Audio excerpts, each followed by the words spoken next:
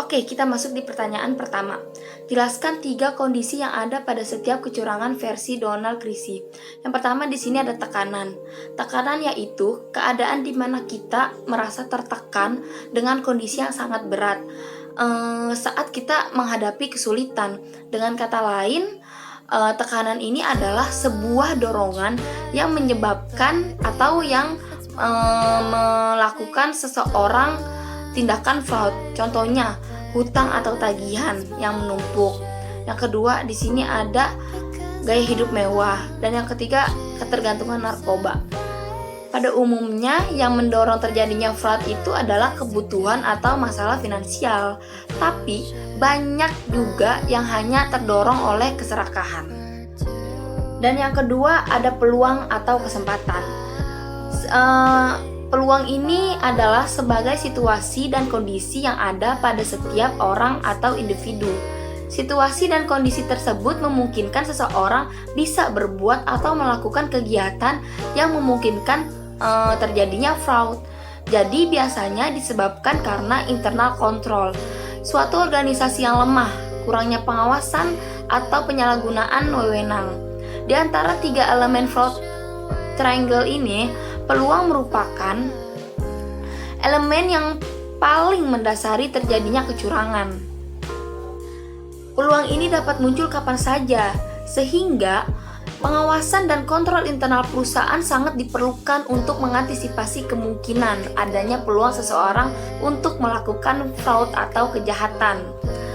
Seseorang yang tanpa tekanan sekalipun bisa jadi dapat melakukan kecurangan ini. Dengan adanya peluang ini, mereka akan gampang untuk melakukan kecurangan. Meskipun pada awalnya tidak ada peluang sama sekali untuk melakukan kecurangan ini. Dan yang ketiga di sini ada rasionalisasi, yaitu sebagai tindakan yang mencari alasan pembenaran oleh orang-orang yang merasa dirinya terjebak dalam suatu keadaan yang buruk.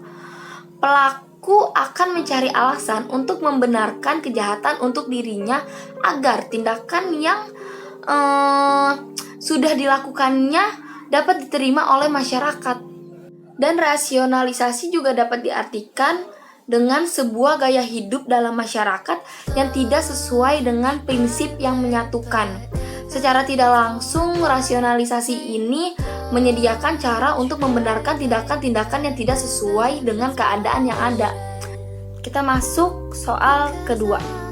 Jelaskan klasifikasi kecurangan menurut ACFE. 1. Di sini ada penyimpangan atas aset. Penyimpangan atas aset ini meliputi penyalahgunaan atau pencurian aset atau harta perusahaan dari pihak lain. Ini merupakan bentuk fraud yang paling mudah dideteksi karena sifatnya yang nyata atau dapat diukur dan dihitung definisinya. Yang pertama di sini ada penyimpangan atas aset, meliputi penyalahgunaan atau pencurian aset atau harta perusahaan dari pihak lain.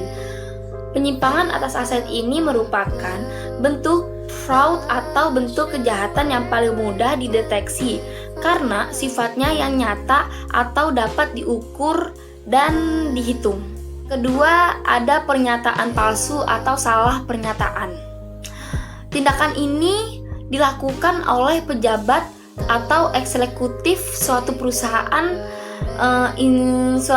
pemerintah untuk menutupi kondisi keuangan yang sebenarnya dengan melakukan rekayasa keuangan. Wah, ngeri banget.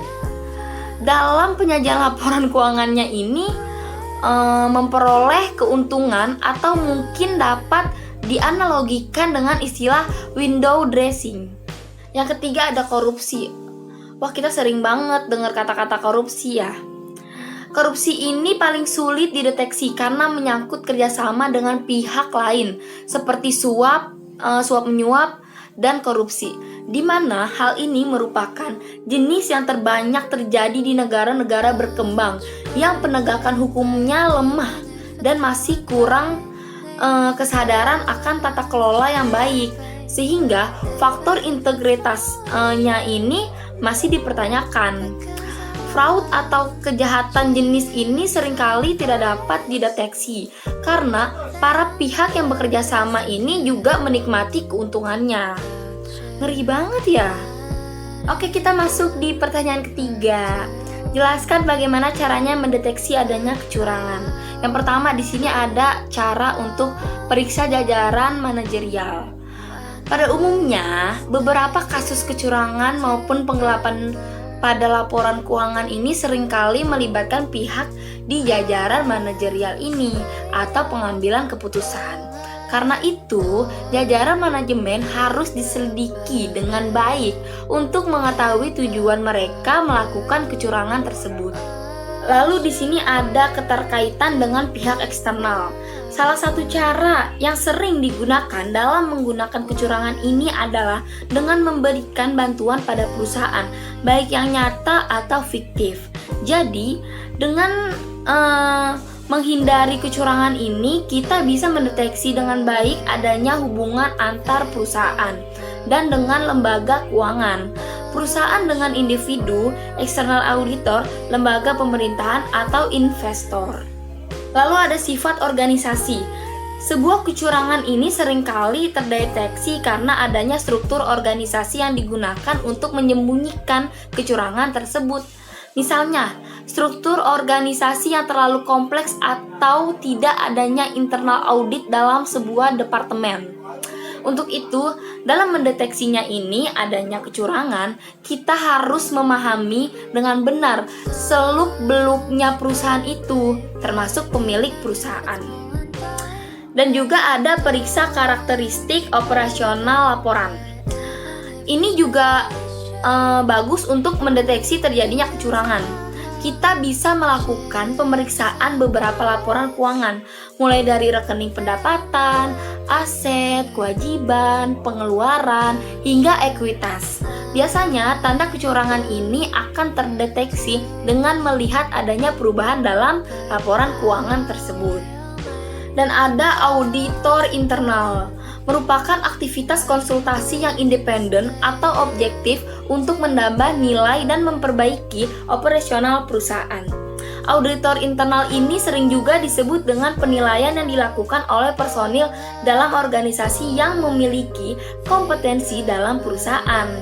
Jadi tujuan dari auditor internal ini adalah membantu pihak manajemen dalam mempertanggungjawaban dengan memberikan analisa, saran, penilaian tentang kegiatan yang diaudit.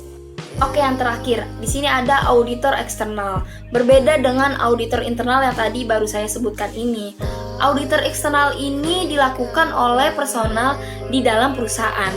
Auditor eksternal ini dilakukan untuk meminta bantuan pihak luar dalam melakukan deteksi kecurangan dalam perusahaan, serta melakukan analisa jika auditor internal ini mengalami kesulitan. Soal keempat, jelaskan apa tanggung jawab auditor eksternal jika kecurangan tersebut terjadi dan tidak terdeteksi. Oke, auditor yang melaksanakan audit berdasarkan SA ini akan bertanggung jawab untuk memperoleh keyakinan memadai apakah laporan keuangan secara keseluruhan bebas dari kesalahan penyajian material yang disebabkan oleh kecurangan atau kesalahan. Karena keterbatasan bawaan suatu audit, maka akan selalu ada risiko yang tidak terhindarkan bahwa beberapa kesalahan penyajian material dalam laporan keuangan mungkin tidak akan terdeteksi, walaupun audit telah direncanakan dan dilaksanakan dengan baik berdasarkan SA. Dalam memperoleh keyakinan yang memadai ini, auditor bertanggung jawab untuk menjaga skeptisisme profesional selama audit. Jadi, untuk mempertimbangkan potensi terjadinya pengabaian pengendalian oleh manajemen dan menyadari adanya fakta bahwa prosedur audit ini efektif untuk mendeteksi kesalahan. Kita masuk di soal yang terakhir, yaitu soal yang kelima. Jelaskan apa yang membuat isu hukum atas pertanggungjawaban keuangan meningkat beberapa periode belakangan ini.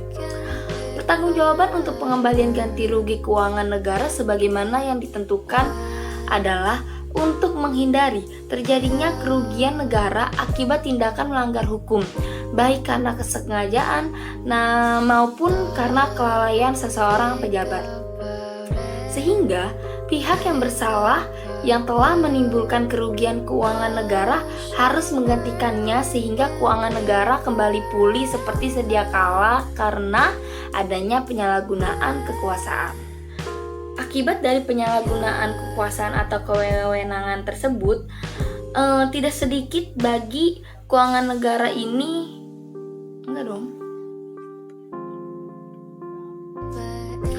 Akibat dari penyalahgunaan kekuasaan atau wewenang yang menimbulkan perbuatan korupsi, maka tentu akan menimbulkan kerugian yang tidak sedikit bagi keuangan negara.